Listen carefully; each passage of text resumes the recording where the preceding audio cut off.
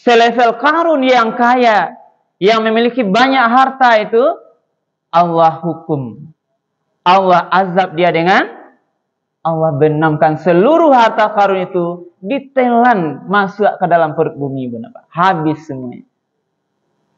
Bahkan juga Qarun itu sendiri juga dibenam.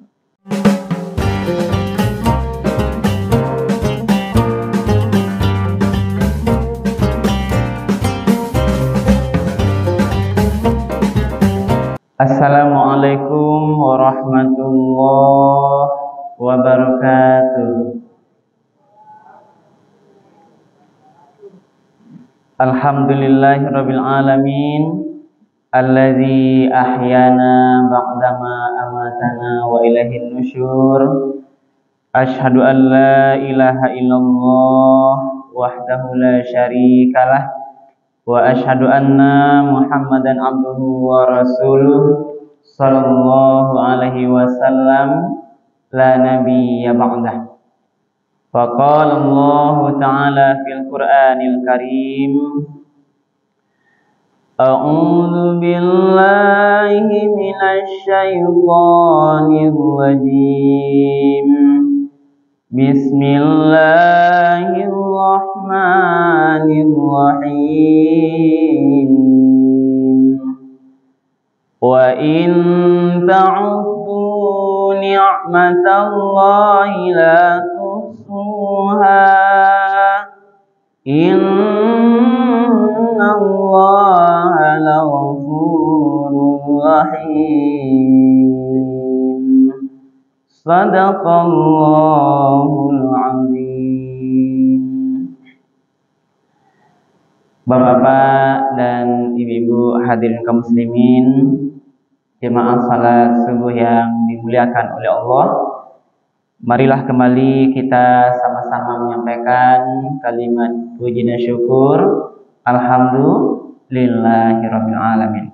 Segala puji bagi Allah Tuhan semesta alam, karena pada pagi hari yang penuh berkah ini kita bersama-sama masih diberikan nikmat kesehatan, kesempatan, juga nikmat kemudahan-kemudahan, sehingga kita masih bisa melanjutkan ibadah sholat fardu subuh kita secara berjamaah.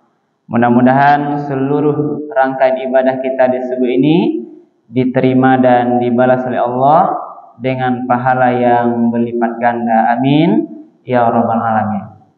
Kemudian salawat dan salam kita doakan kepada Allah, semoga disampaikan kepada junjungan Nabi besar kita, yakni Nabi Muhammad sallallahu alaihi wasallam. Allahumma salli ala Sayyidina Muhammad wa ala ali Sayyidina Muhammad. Rasul Muhammad sallallahu alaihi wasallam telah membawa umat manusia ini dari zaman jahiliyah kepada zaman yang mengenal Islam dengan meninggalkan dua pedoman hidup sebagai pegang kita dari dunia sampai akhirat. Itulah Al-Quran dan Sunnahnya. Karena itu ibu dan bapak, mari selalu kita jadikan Al-Quran dan Sunnah itu betul-betul sebagai pedoman hidup kita dalam menjalani seluruh aktivitas kita di kehidupan dunia ini. Bapak dan ibu, para jemaah yang dimuliakan Allah, pada kesempatan subuh ini dasar tausiah kita tadi kami bacakan Al-Quran surat An-Nahl ayat yang ke-18. Surah An-Nahl ini surat yang ke-6 urutannya di dalam Al-Quran. Dari surat yang terbalik di Al-Quran itu, An-Nahl ini surat yang ke-16. Jadi kita kaji surat An-Nahl ayat yang ke-18. Ayatnya ayat 18. Kami yakin ibu dan bapak, ayat ko aja wak dangaku. Ketika para ustadz ulama kita baca itu tentang syukur nikmat, kita dipastikan di dalam ayat ini ibu dan bapak, kalau wak cubu menghitung nikmat-nikmat yang Allah berikan kepada awak, kita bersama itu pasti wak ndak bisa menghitung. Kita coba hitung, kita coba menambahkan seluruh nikmat yang telah diberikan, yang sedang kita nikmati, atau mungkin yang nanti akan diberikan oleh Allah, itu tidak bisa dihitung.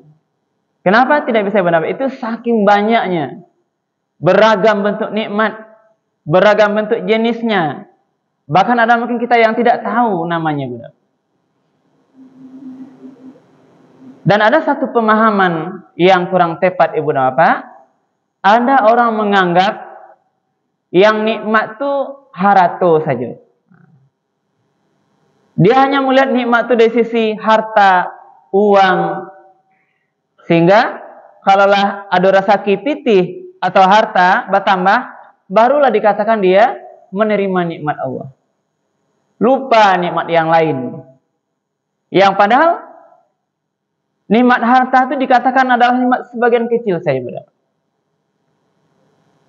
Lupa dia nikmat kesehatan. Ini sehat adalah nikmat yang sangat luar biasa, benar. Sehat awak bersama, bisa masih berjalan ke masjid subuh-subuh, kuat jawab berjalan, ya benar. Itu nikmat yang luar biasa. Masih tarang mata awak melihat, ini nikmat yang luar biasa, ya benar. Masih bisa telinga kita dengan mendengar yang nyaring, kuat mendengar. Ini nikmat yang luar biasa, ya benar. Masih kuat hati, nah ini nikmat hati, mengimani, meyakini. Karena besarnya gadangnya pahala salat subuh di masjid itu, masih kuat yakin awak dengan iman yang ada di dada awak kok bertahan, Ibu Bapak, sehingga kita ikhlas awak datang subuh ke masjid. Ini nikmat. Belum lagi bicara nikmat ketenangan, kedamaian, keamanan. Ini bagian nikmat-nikmat Allah Subhanahu wa taala yang perlu kita ingat dan perlu kita syukuri, Ibu Bapak. Sebab kalau bicara harta, harta ini sebentar, Bu. Ini titipan. Bicara harta yang kita anggap nikmat, yang kadang-kadang besar, mungkin bentuknya rumah, emas, perak, mungkin juga kendaraan. Ini harta ini hanya titipan yang sementara sifatnya, benar. Sehingga orang yang kaya sekalipun, bahkan bisa kalau bisa tiru contoh sejarah, Ibu Bapak, seseorang yang paling kaya, letakkan Ibu Bapak, yang dibenamkan hartanya, siapa namanya? Qarun. Yang memiliki harta yang diberikan Allah, titipan yang sangat luar biasa, Bu. Kunci gudangnya aja unta membawanya, Bu. Gudangnya, emas, perak, semua harta. Lu nada nampak kinilah barangkali yang harta manusia hari ini yang bisa mengalahkan Qarun. Bagaimana Qarun? Qarun yang memiliki harta yang sampai pada tingkat kesombongannya dengan hartanya itu dia pamerkan di seluruh masyarakat. Pamerkan hartanya dengan pawai bersama-sama seperti itu, apa? Kunci gudangnya dipamerkan sehingga orang-orang melihat, takjub sebagian manusia-manusia yang kurang ilmunya, berapa takjub de yo banyak harta Qarun, yo santiang, yo bersyukur bana Qarun kan. Banyak hartanya. Tapi dengan orang yang berilmu, Ibu Bapak, tidak demikian. Ini Qarun dengan membanggakan hartanya ini, dia tergolong orang-orang yang menyombongkan diri. Lalu singkat ceritanya, selevel Qarun yang kaya, yang memiliki banyak harta itu, Allah hukum. Allah azab dia dengan, Allah benamkan seluruh harta Qarun itu ditelan masuk ke dalam perut bumi, Bapak. Habis semuanya. Bahkan juga Qarun itu sendiri juga dibenam. Sehingga timbullah kini istilahnya, kalau mendapat harta, Ibu dan Bapak, tidak hanya di Mesir itu, tidak hanya di daerah yang sana itu, Arab itu, bahkan ketika di sini pun awak membuat rumah, menggali lubang, dapat harta ame, itu kita anggap sebagai harta Qarun. Ini gambarannya, Bunda. Nah, karena itulah jangan sampai, Bunda Bapak, dengan ada harta yang sedikit pada kita, kita lupa bersyukur, apalagi merasa kita memiliki dunia ini sampai menyamakan itu tidak dibenarkan, Bunda. Itulah tadi ini ayat menyampaikan tadi di dalam Al-Quran surah An-Nahl ayat 18 terhadap semua nikmat yang tidak hanya harta itu, tapi juga ketenangan, nikmat batin dan seluruhnya itu, Bunda Bapak, itu kita perlu bersyukur. Dan tidak bisa hitung. Wa in ta'uddu ni'matallahi la tuhsuha. Kalau coba menghitung-hitung, tambah-tambahan, kalian seluruh nikmat yang Allah berikan itu pasti tidak bisa menghitungnya. Innallaha laghafurur rahim. Lalu ketika bicara nikmat Allah yang tidak bisa dihitung tuh, Allah tutup ayatnya dengan dua sifat Allah.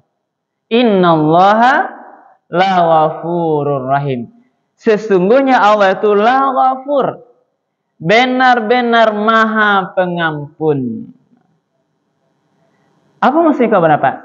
Allah itu kadang-kadang ketika Dia berikan nikmat kawa, lalai bersyukur, Allah tetap mengampuni kita.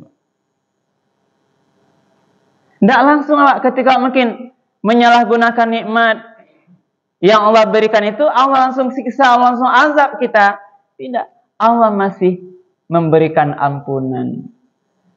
Diberi nikmat makin banyak, lalai mungkin ibadah-ibadah yang lain, sholat, zakat, segalanya itu lalai kita sehingga salah menggunakan nikmat. Allah mengatakan Allah tetap Maha Pengampun walaupun kita tidak sempurna bersyukur kepada Allah. Ini sifat Maha Pengampun Allah. Sebab kalau Allah tidak Maha Pengampun terhadap kita tidak pandai bersyukur nikmat kok, mungkin tiap hari bisa kita diazab oleh Allah Subhanahu wa taala. Nah, Rahim, Allah Maha Penyayang. Jadi Dia ampuni dosa-dosa kita yang mungkin lalai bersyukur nikmat. Allah Maha Penyayang. Walaupun kita ada manusia lain yang durhaka pada Allah, yang tidak pandai bersyukur, lalai melaksanakan perintah Allah, Allah tetap Rahim.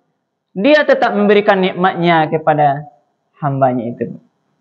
Maka nampak, Bapak, orang taat, orang yang tidak taat, ini tetap diberikan nikmat oleh Allah Subhanahu wa taala. Tapi tentunya bukan yang tidak taat yang kita tiru. Tentu kita dengan nikmat itu kita pandai mensyukuri sesuai dengan yang Allah perintahkan. Nah, lalu cara bersyukur. Nah, inilah beberapa. Nah, bagaimana gambarannya? Persoalan syukur ini juga ada ayatnya. Itu dalam Al-Quran surat Ibrahim. Ayat yang ke-7. Benar.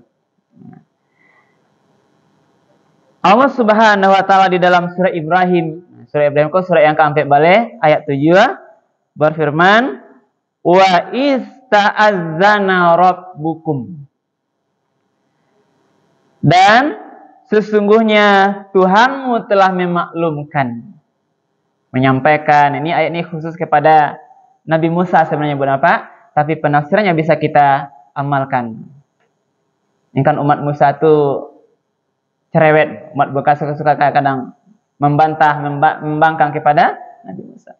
Tidak bersyukur. Lah diberi nikmat, masih banyak dia protes kepada Nabi Musa.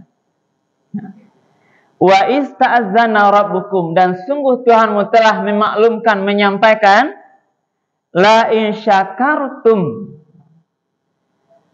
kalau sekiranya kamu bersyukur, la azidannakum, maka Allah akan, ini aku akan menambah nikmatmu. Wa la in kafartum, inna azabi la syadid. Kalau kamu kufur terhadap nikmat Allah itu, apa kata Allah? Inna azabi la syadid. Sesungguhnya azabku sangat pedih. Nah. Jadi ini jalan benar. Bagi yang pandai bersyukur, Allah tambah nikmatnya. bagi yang kufur, ingatlah azabku sangat pedih. Kalau bahasa kerennya kini inilah namanya apa? Reward and punishment. Ada penghargaan, ada hukuman. Yang berhasil sesuai dengan kehendak Allah diberikan penghargaan ditambah nikmat.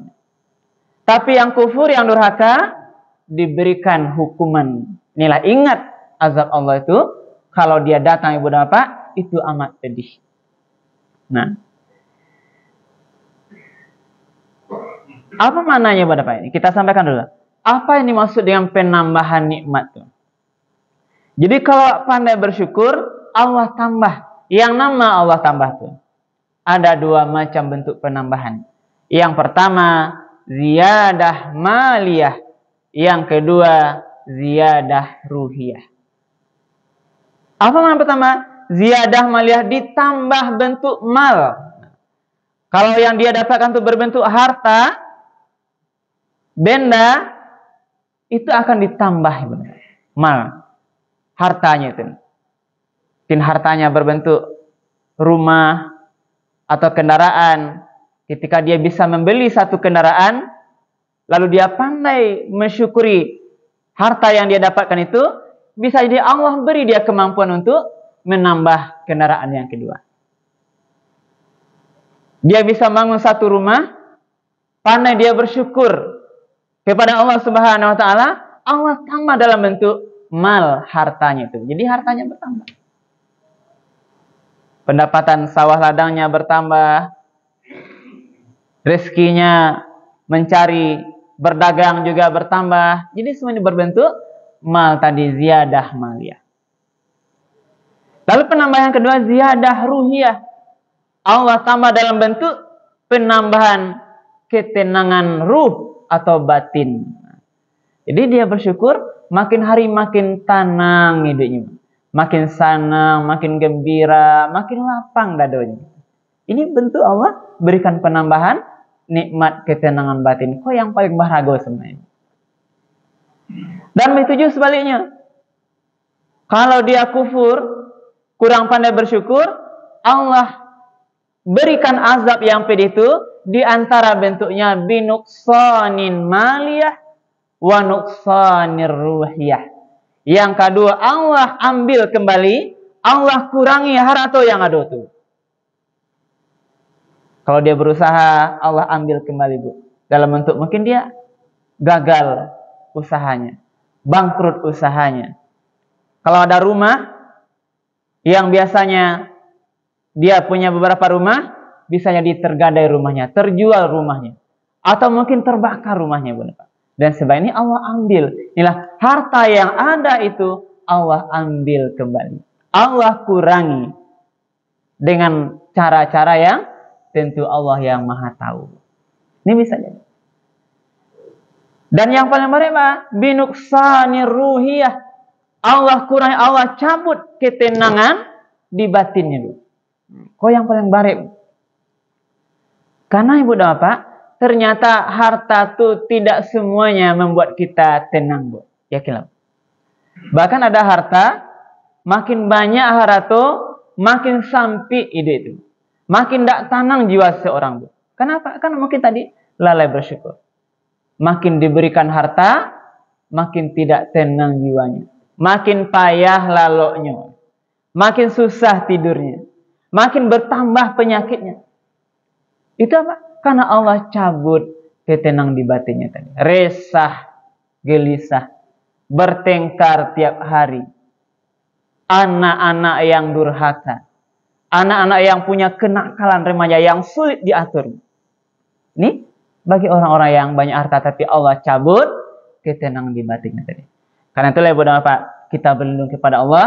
Mudah-mudahan kita tergolong orang yang pandai bersyukur. Ba caranya bersyukur yang pandai itu apa? Ada 3 caranya ya. Nah, 3 cara bersyukur. Yang pertama namanya asyukru bil qalbi. Bersyukur dengan hati. Kok langkah pertama? Maksudnya kita mengakui, meyakini seluruh nikmat yang ada di awak ko, baik nikmat harta, nikmat ketenangan, kegembiraan, kebahagiaan, seluruh nikmat itu adalah kita yakini hanyalah dari Allah Subhanahu wa taala. Kok balabo manggale kita harus tautkan hati aku ini karena Allah sedang memberikan nikmatnya pada awak. Bukan dek pandai awak manggale. Sehat badan itu karena Allah, bukan dek awak rajin olahraga.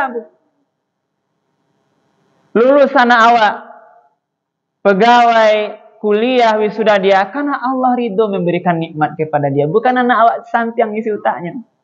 Jadi seluruh nikmat itu berapa? Wak sangkuian kepada Allah, baik nikmat harta ataupun nikmat ketenangan batin yang sedang kita nikmati itu semuanya harus kita yakini, kita akui adalah dari Allah Subhanahu wa taala. Baru awak dari sakit cegah awak, kita harus kuatkan hati berapa? Ini karena Allah masih sayang pada kita, bukan karena hebatnya dokter. Dokter itu jalan usaha kita yang dibenarkan, tapi jangan lupa awak seluruh nikmat yang kita dapatkan itu adalah dari Allah Subhanahu wa taala. Ini ada dasarnya. Quran An-Nahl ayat 53. Wa ma bikum min ni'matin faminallah. Apa saja nikmat yang ada itu pada kalian itu dari Allah. Nah, itulah. Ini surah An-Nahl ayat 53. Wa ma bikum min ni'matin. Apa saja nikmat yang ada di awak itu diberikan itu adalah faminallah, itu dari Allah saduanya. Itu yang pertama, syukur dengan hati. Yang kedua, syukur dengan lisan, lidah. Apa maksudnya? Mengucapkan kalimat thayyibah sebagai bentuk pujian kepada Allah. Apa kalimat thayyibah itu? Alhamdulillah. Jadi acuk-acuk lawak menyampaikan alhamdulillah, itu pujian pada Allah. Karena Allah senang merasa hamba ini bersyukur pada nikmat itu. Kita puji Allah dengan kalimat thayyibah alhamdulillahirabbil alamin. Segala puji bagi Allah yang telah memberikan nikmat itu tentunya. Nah, ini ada hadis. Sesungguhnya Allah Subhanahu wa taala sangat suka kepada hambanya yang mengucapkan tahmid alhamdulillah, termasuk sesudah makan dan minum pun sekalian. Lah sudah makan minum, Wak baca alhamdulillah, ini Allah sangat suka, Bu. Karena kita bersyukur terhadap masih bisa wak makan, masih bisa minum. Mungkin ada orang lain yang belum bisa makan, belum bisa minum ketika kita menikmati makan. Yang terakhir, cara bersyukur nikmat, menggunakan nikmat Allah untuk beramal soleh, tidak untuk bermaksiat. Termasuk kalau di badan awak berapa? Setelah mata, badan, tangan, kaki itu wak gunakan nikmat itu untuk di jalan Allah, bukan untuk maksiat. Termasuk harta yang diberikan, semuanya itu kita gunakan seluruh nikmat itu dalam ridho Allah untuk beribadah pada Allah. Jangan kita gunakan nikmat itu untuk bermaksiat atau berbuat dosa kepada Allah. Itulah 3 cara bersyukur, yaitu mudah-mudahan dengan pandai kita bersyukur itu, kita makin diridhai Allah, dan mudah-mudahan seluruh nikmat itu bertambah-tambah hendaknya kepada kita bersama. Baik nikmat dalam bentuk harta, apalagi nikmat dalam bentuk ketenangan jiwa yang membahagiakan kita. Inilah Ibu Bapak kajian subuh kita pada pagi hari ini. Mudah-mudahan bisa bermanfaat, dan mudah-mudahan kita tergolong orang yang selalu pandai bersyukur atas nikmat yang Allah berikan. Amin ya rabbal alamin. Terima kasih, banyak maaf kalau yang kurang berkenan. Kita akhiri subhanakallah bihamdika asyhadu an la ilaha illa anta astaghfiruka wa atubu ilaik. Billahi taufiq wal hidayah. Wassalamualaikum warahmatullahi wabarakatuh.